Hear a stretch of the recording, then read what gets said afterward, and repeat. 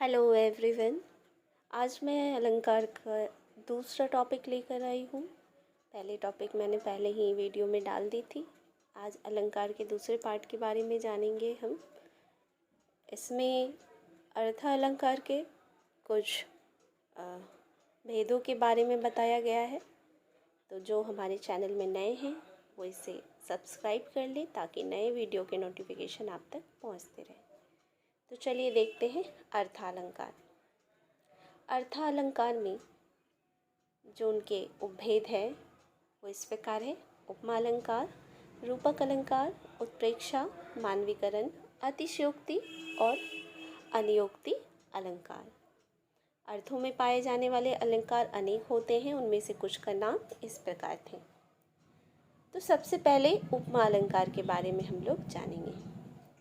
जब किसी वस्तु या व्यक्ति की विशेषता दर्शाने के लिए उसकी समानता उस गुण में बढ़ी हुई किसी अन्य वस्तु या व्यक्ति से की जाती है तो वहाँ उपमा अलंकार होता है। जैसे सीता का मुख चंद्रमा के समान सुंदर है। यहाँ सीता का मुख सुंदरता चंद्रमा के समान दिखाया गया है। जैसा कि परिभाषा में दिया गया है कि किसी भी वस्तु या व्यक्ति की विशेषता दर्शाने के लिए जो विशेषता दर्शानी है उस विशेषता वाले वस्तु जो उसमें बढ़ी हुई है, जैसे सुंदरता की विशेषता बतानी है तो जो सबसे ज़्यादा सुंदर है जिसकी उपमा दी जाती है हम उसकी तुलना उससे करेंगे। तो यहाँ पर स्त्रियों के मुख को अक्सर ही चंद्रमा की सुंदरता से तौला जाता है। तो इसलिए कहा गया है सीता का मुख जो है, जो चेहरा है वो चंद्रमा के समान सुंदर है। तो यहाँ हम चंद्रमा की उपमा सीता के मुख के लिए दे रहे हैं। ठीक है। तो जिस भी पंक्ति में आपको तुलना होते दिखे किसी व्यक्ति वस्तु की तुलना किसी वस्तु से जो उस गुण में बढ़ा हुआ हो, ठीक है, तो वो उपमा अलंकार होगी। आई होप आपको ये जो भेद है वो क्लियर हुआ होगा। चलिए नेक्स्ट देखते हैं हम क्या है। उपमा के अंग। उपमा के 4 अंग होते हैं। अभी उपमा अलंकार हमने पढ़ा तो उपमा के 4 अंग अलग से होते हैं, उनके बारे में भी हम जान लेते हैं। तो पहला है उपमेय, दूसरा उपमान, तीसरा समान धर्म और चौथा होता है वाचक शब्द। चलिए इनके बारे में विस्तार से जानते हैं। पहला था हमारा उपमेय। पीछे हमने पढ़ा कि जिस व्यक्ति या वस्तु की समानता की जाती है, जिस भी व्यक्ति के बारे में हम वर्तमान में बात करेंगे, व्यक्ति हो या वस्तु हो, जैसे हमने अभी उदाहरण में देखा सीता का मुख, ठीक है, तो जो सीता है वो क्या हो जाएगी, उपमेय हो जाएगी, क्योंकि उसकी तुलना जो है, उसके मुख की तुलना हम कर रहे हैं, उसके बारे में बात कर रहे हैं और उसके जैसा वो किसके जैसा दिखा रहे हैं उसको, चंद्रमा के जैसा। तो हमने जो चंद्रमा का जो सुंदरता का गुण था उससे उसकी तुलना की, तो सीता जो है वो उपमेय कहलाएगी। तो यहाँ पर सीता क्या हो गई, उपमेय हो गई। और जिससे करते हैं, जिस वस्तु से करते हैं वो उपमान कहलाता है। तो यहाँ पर आप बता सकते हैं कि सीता का मुख की जो तुलना है हमने किससे की थी, चंद्रमा से की थी। तो चंद्रमा क्या हो जाएगा यहाँ पर, उपमान। तो जिस प्रसिद्ध वस्तु या व्यक्ति से उपमेय की समानता की जाती है उसे उपमान कहते हैं। ठीक है। जैसे चरण कमल, चरण की तुलना हम कमल से कर रहे हैं, तो चरण उपमेय हो गया और कमल उपमान हो गया। ठीक है। चलिए नेक्स्ट देखते हैं समान धर्म। उपमा और उपमान में जो गुण समान पाया जाता है उसे समान धर्म कहते हैं। ठीक है। अभी सीता के मुख और चंद्रमा दोनों में कौन सा गुण समान था, सुंदरता का, सुंदर का। तो समान धर्म वही होगा जिस गुण के बारे में हम बात कर रहे हैं, दोनों व्यक्ति वस्तु हो या फिर जिस वस्तु से कर रहे हैं उसके बारे में, उसमें जो गुण पाया जाता है वो समान धर्म होगा। ठीक है। तो हमने यहाँ चांद और सीता दोनों में सुंदर का समान धर्म जो था गुण का, उसके बारे में बात की थी। ठीक है। वाचक शब्द क्या होता है, जिस शब्द विशेष से समानता या उपमा का बोध होता है उसे वाचक शब्द कहते हैं। जैसे के समान वाचक शब्द कहलाता है। जो वाक्य में के समान आया है जो शब्द, वाचक शब्द होगा। काव्य में हमने दिया था कि सीता का मुख चंद्रमा के समान, तो के समान से ही हमें पता चलता है कि ये तुलना कर रहा है, तो ये वाचक शब्द कहलाएगा। ठीक है, तो ये थे उपमा के 4 अंक। दूसरा उपभेद है हमारा रूपक अलंकार, जहाँ गुण की अत्यंत समानता दर्शाने के लिए उपमेय और उपमान को अभिन्न अर्थात एक कर दिया जाए। दूसरे शब्दों में कहेंगे कि उपमान को उपमेय पर आरोपित कर दिया जाए जहाँ रूपक अलंकार होता है। अर्थात आप इस तरह से समझिए, जिस प्रकार सीता का मुख था, ठीक है, उसको हमने माना चंद्रमा के समान। अब हम सीता के मुख को, तो सीता का मुख देख ही रहे हैं और चंद्रमा, दोनों की तुलना कर रहे हैं, दोनों अलग अलग जगह पर है, परंतु हम यहाँ पर सीता को मुख को चंद्रमा मान लेते हैं। ठीक है, चंद्रमा जिस तरह सुंदर होता है, सीता के मुख को उसी तरह हम लोग, मतलब सीता को क्या मान लेंगे हम, उसके चेहरे को चंद्रमा।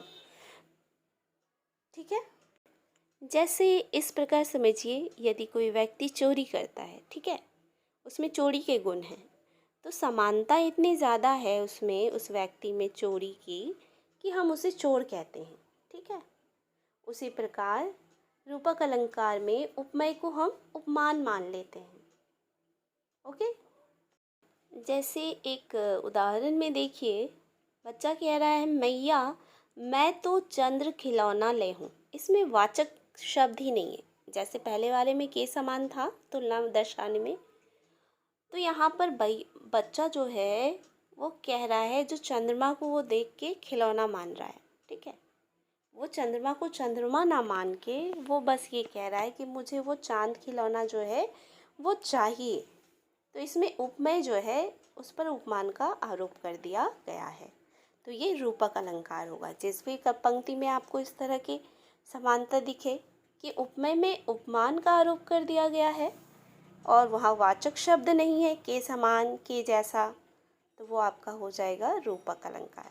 ठीक है, तो इसमें जो बच्चा है, बच्चे को चांद जैसा खिलौना नहीं चाहिए था, उसे वही चांद जो है वो खिलौना मान रहा है और वो उसे चाहिए, वही चाहिए, वो चांद ही उसे चाहिए खिलौने के रूप में।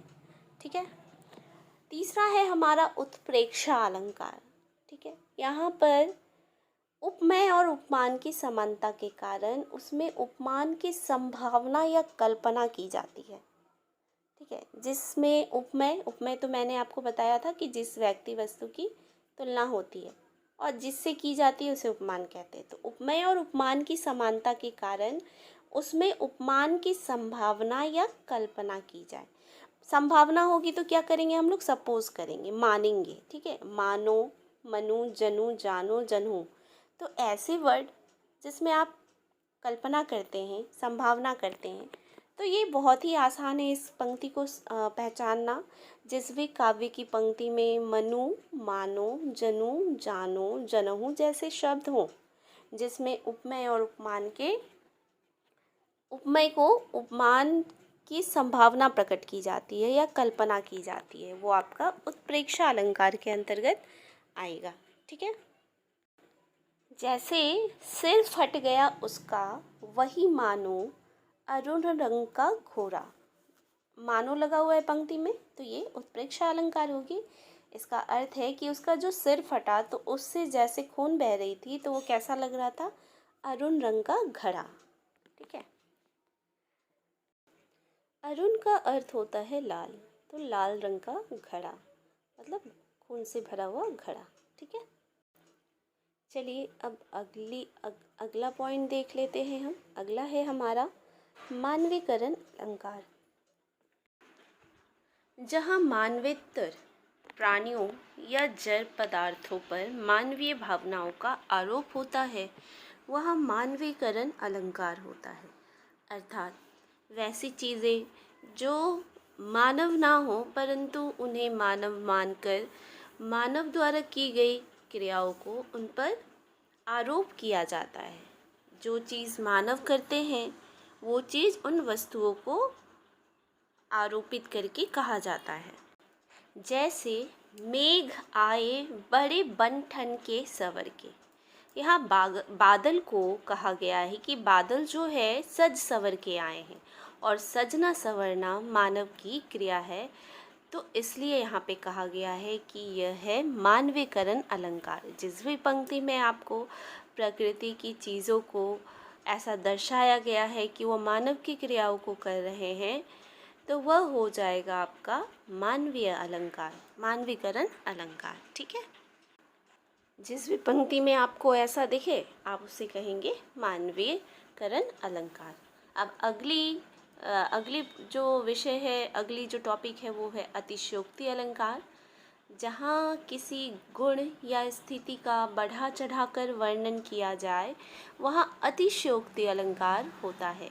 अतिशयोक्ति का मतलब ये होता है बढ़ा चढ़ाकर कहना, मतलब ऐसी बातें जो कि पॉसिबल ही नहीं है वैसी बातें आपको पंक्ति में दिखेगी। तो जिस पंक्ति में, जिस काव्य की पंक्ति में वैसा लिखा गया हो कि जो कि पॉसिबल ही नहीं है, जो बढ़ा चढ़ाकर कहा गया हो, जैसे हनुमान की पूंछ में लगन न पाई आग, लंका सगरी जल गई गए निशाचर भाग। इसका अर्थ यह है कि हनुमान की पूंछ में आग तक नहीं लगी थी और पूरी लंका जल गई और सारे राक्षस जो है वो भाग गए।